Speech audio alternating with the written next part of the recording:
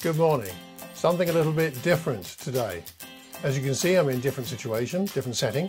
And the reason is, as most of you will know, that my father fell, fractured his femur, has had pins and a plate put in it. He's doing all right. But that's meant I've come down to Kent, to my parents' home where I grew up, to help my mother out with a few things, and I'm still here. And I'm not sure if Penny and I will be able to be with you on Sunday. We're officially on holiday, but with my parents' situation, and not knowing if we can connect on Wi-Fi, I don't know if we'll be with you. So I thought I'd record a sermon and not waste the opportunity of being here, as I've been reflecting and thinking about my childhood and early adult years and some of the lessons God taught me looking back. I thought I'd share those with you and see what you think. And so today we are going to be taking some lessons from the two most significant rooms in this house, my parents' house, where they moved in 45 years ago when I was 14, and life moved on. But here I am back where I was 45 years ago in my bedroom. And two rooms in this house are very significant to me. And the first is this room, my bedroom. This is the place where I studied for my exams, for O-levels, for A-levels, and much more. It's where I read spiritual books. I remember reading in particular a book about the development of Christianity in Cambodia as it was then, and how amazing it was, how God moved during the time of the Khmer Rouge. And that inspired me. I read many other books here. At this very desk I'm sitting at, I did my Bible study. I was a man of faith and I read my Bible pretty regularly. I still have my notes somewhere in a souvenir box of the Bible study notes of what I was doing. For 3 years, I did a 3-year program of studying through the Bible. I still have my notes somewhere. I did that at this desk right here, looking out at the view, which I'll show you. And also at this desk, I wrote my love letters to my girlfriend, Penny. They fortunately are hidden away, and none of you will probably ever be allowed or should ever be allowed to see them. I think we do have them in a box somewhere in the house, but I'm not going to tell you where they are because, well, they were wholehearted, but they were, well, I was young, let's put it that way, and full of infatuation, and genuine infatuation and love, I think, but, you know, not very well expressed a lot of the time. Nonetheless, as I sit here, I'm taken back to those days of first knowing Penny, us being boyfriend, girlfriend, sitting here, missing her. As I was sitting here, she was a student in Birmingham, and I just hated missing her. And so I wrote nice long letters full of bad poetry and all that kind of good thing, or bad thing. And it just brings it back, that sense of outpouring. And part of it was, as I say, with my Bible study, it was spiritual. In other ways, it was, you know, that relationship outpouring of devotion for Penny, and that feeling of the need for connection, a feeling of a need for connection with God, and a feeling of a need for connection with Penny. And this place represents for me, at least amongst many other things, this place represents those two most significant relationships in my life. The relationship with God that developed, at least in part, here, and the relationship with Penny that developed in many ways here. And so I thought I'd share with you some thoughts about devotion, about what God has taught me about devotion, and what might be useful for us today, I hope. The first point is the desk of devotion. The desk of devotion.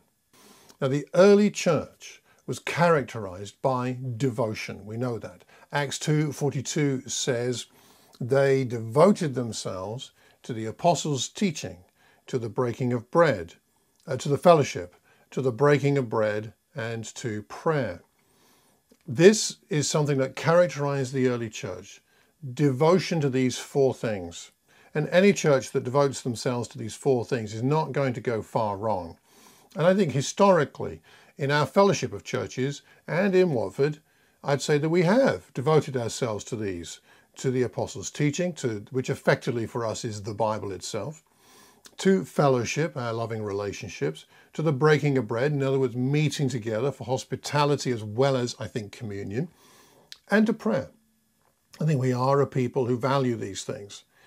And this, of course, was modeled after the culture that Jesus developed in his lifetime, in his ministry years, the 3 years when he had his disciples, both the 12 and the larger group of 72 and the women that came with him. He developed a culture of devotion to God, a culture of learning about God, learning the meaning of his word. Of course, for them, the Old Testament, but the application of that to the current day when Jesus Messiah was with them. And then his reinterpretation or expansion on that in his own teachings. They were devoted and they walked together as Jesus taught, partly through the way he lived and partly through his words. And they were devoted to prayer. Jesus often withdrew to lonely places and prayed. Prayer was part of it. He taught them how to pray. Luke 11 and Matthew chapter 6. They were devoted to the fellowship. They were together all the time, of course. Hospitality was a big feature. Jesus himself was hospitable by feeding 4,000 and feeding 5,000. Of course, he was the host at the Last Supper. And people around him were hospitable. People like Levi, who invited Jesus into his home, or Zacchaeus, who did the same thing.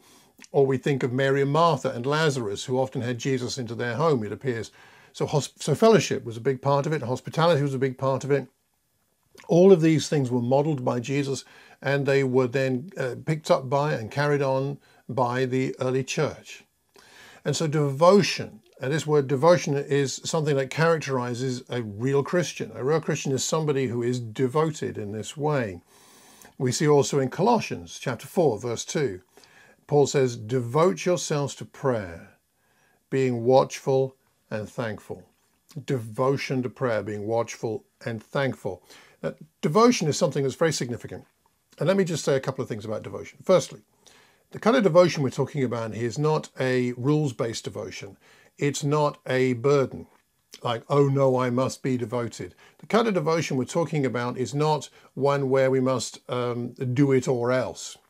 The kind of devotion we're talking about is that sense of excitement of there's more to discover. The reason I sat here and read my Bible all those years without someone available to really teach me was I wanted to learn more. The reason I sat here for quite a long time writing love letters to Penny is not because someone was telling me I had to or that I should do, but because I really wanted to know her better. I wanted her to know me better. I wanted to strengthen our bond.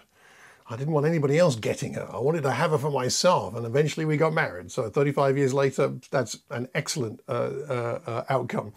But I wanted to keep her for myself. I wanted her. I wanted God. And I think this is the devotion we're talking about here. We are to be a people devoted to God because God has done so much for us. Why would we not want to know him better? He is so amazing, so awesome, so creative, so powerful, so majestic, so mighty, so loving. Why would we not want to know him better? And so as we think about these things, let me just pause for a moment to ask a question, and then I'm going to ask the person running the service today just to pause this so we can have some discussion in the chat box, or perhaps unmute ourselves and have a little discussion about what does it mean to be devoted in a way that isn't burdensome, so that we have a devotion to the Bible, the Apostles' teaching, devotion to fellowship, devotion to the breaking of bread, devotion to prayer, not as tasks, but as channels for the relationship with God to be more deep and real and for it to spread amongst ourselves and into this world. So what does it mean that it is real devotion but not a burden? How does that look? How does that feel? What does that mean? Let's talk about what devotion to God really means for a few moments.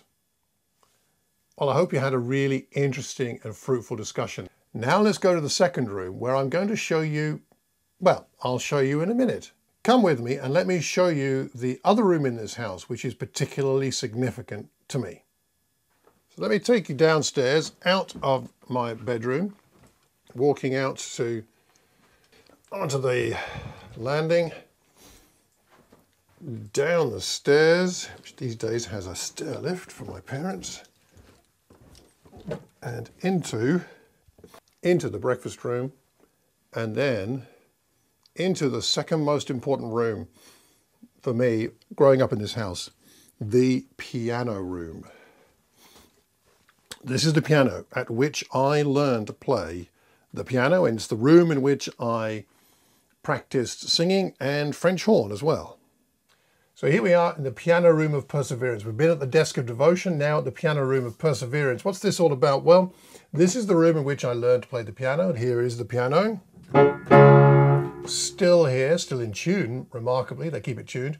I spent many, many, many hours in here. As most of you know, I was a musician and I loved music. I sang from a very early age and I started to learn the piano and a few other instruments. And this room is a room I'm very familiar with. It's now been turned into a bit of a study room for my father, but the piano is still here. And every time I visit my parents' house, I have to come in here and I have to play this piano. It's just one of those things that has to be done every time I come. I have to tell you this, not all of my time in this room was very pleasant. I didn't enjoy being here when I was a teenager learning to play instruments. I had to persevere. Back in Acts chapter 2, we were talking about earlier, they devoted themselves to the apostles' teaching. That word there is proskartereo, which means to persevere in. So when you're devoted to something, it means you're persevering in it. It means that you are sticking at it until you get to where you want to get to, where you need to get to. And sometimes when we persevere, perseverance isn't fun. So we've talked about devotion. Now, devotion comes from the heart, but there are times when if we're going to be sincere about our devotion, we need to push through the barriers and continue to be devoted even when we don't feel like it.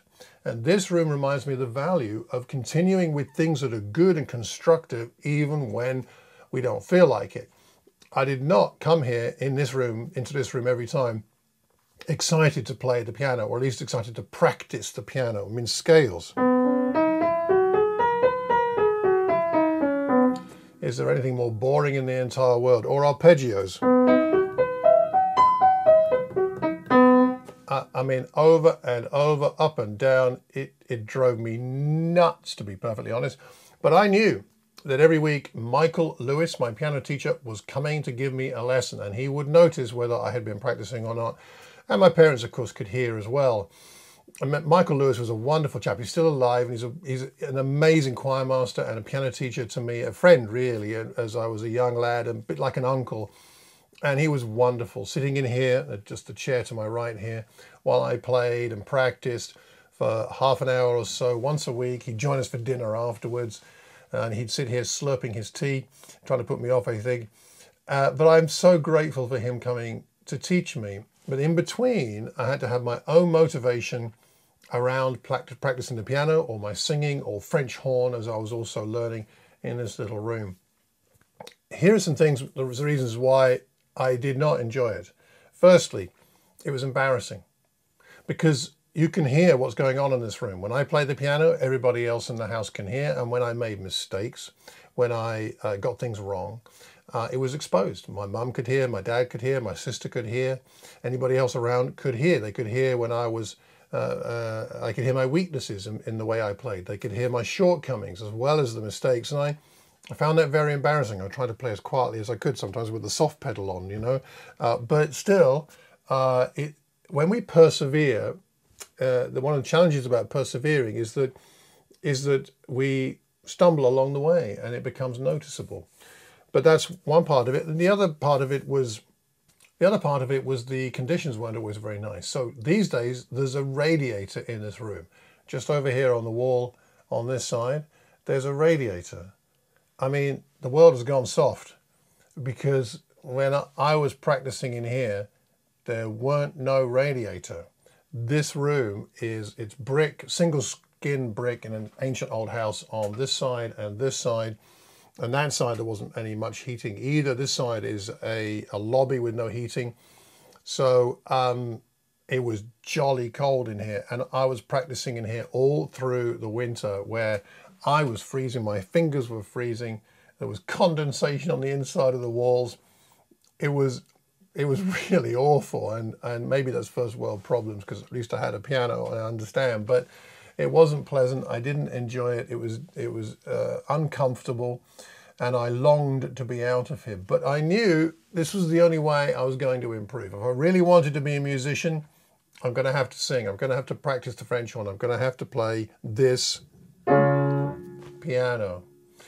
And I think there's something here about being devoted that we need to need to really grasp onto. Devotion isn't all about feeling. I talked earlier about being on the desk of devotion and my letters to Penny. That they weren't hard, right? I had to write. They weren't hard to motivate myself. There was something very passionate there. It was an infatuation, and it developed into a deep and genuine love. But we can't rely on the feelings. And I'm really grateful today that I can play the piano. I play it brilliantly. I'm not a fabulous pianist, but I am able to use what I have to encourage other people by playing the piano at times. And I encourage myself as I play the piano. I enjoy it. But that wouldn't have happened just by the piano being here in this room. It wouldn't have happened just because I had a desire, an interest. It only happened because I sat here on this piano stool at this piano for hours and hours, for days, weeks, months, years, practicing. There's something about this for you and I today that maybe we need to think a bit more about in terms of our closeness with God. God wants us to be close to him, and we surely fundamentally want to be close to him. But it doesn't come just because if we rely simply on the feeling of waiting until we feel we want to be close to him. Spiritual disciplines are really helpful for this. Do you want to get closer to God? Do you want to have a tighter kind of walk with him? Do you want to know of his presence, the power and the accompaniment of his Holy Spirit with you through the day, at work, at home, and other places? Do you want to sense his love and his compassion and his mercy? Then this is going to require some perseverance. So let's think about this as we wrap up. 2 rooms in my house that mean a lot to me. The first is my bedroom, or if you like, the desk of devotion. And the second is this room where we are here at the piano, in the piano room of perseverers. I wonder for you and I today how we might grow in our devotion to God through the apostles' teaching, the fellowship, the breaking of bread and a prayer. How we might devote ourselves more perhaps to prayer, being watchful and thankful, Colossians 4. And how we might be more devoted to one another. It says in Romans chapter 12 and verse 10, be devoted to one another in love. Honor one another above yourselves. Is this a good time? During COVID-19, during our restrictions that we have, as I've been here, I've been reflecting, of course. Going somewhere different helps you to reflect. In what way might God be getting my attention on the issue of perseverance? In what way might God be getting my attention on the issue of devotion? Is there some area of your relationship with God or relationship with fellow believers where we could grow in the area of devotion and employ deliberate perseverance to develop that, to become deeper? As a fellowship, I'm proud of the Watford Church. I'm proud of our devotion to God in the sense that I really appreciate the fact that we are devoted. I just wonder whether, for myself and for all of us, we could grow in the areas of devotion to God, the apostles' teaching, breaking of bread, fellowship and prayer, devotion to one another. Could we grow? What's God been saying to you? I would be really interested to find out. Let me know. So I'll leave you with a couple of questions. Firstly, what inspires you to be devoted? To be devoted to the apostles' teaching, to the fellowship, to the breaking of bread, and to prayer. What inspires you? What helps you to desire it, to be devoted? And then secondly, in what areas might God be calling you to persevere more in? Is it in your own personal Bible studies? Is it in the area of fellowship? Is it in the area of breaking the bread and hospitality? Is it in the area of prayer? Or perhaps some other spiritual area that you can sense, you know, God has been calling you to persevere? Let's persevere, because perseverance, when it's finished its work, it develops great character and gives us hope and faith. And we need a lot of that right now. Thanks so much. And thank you again for praying for my father and my mother. I'll keep you updated, and I'm sure we will see you again soon. Take care, and God bless.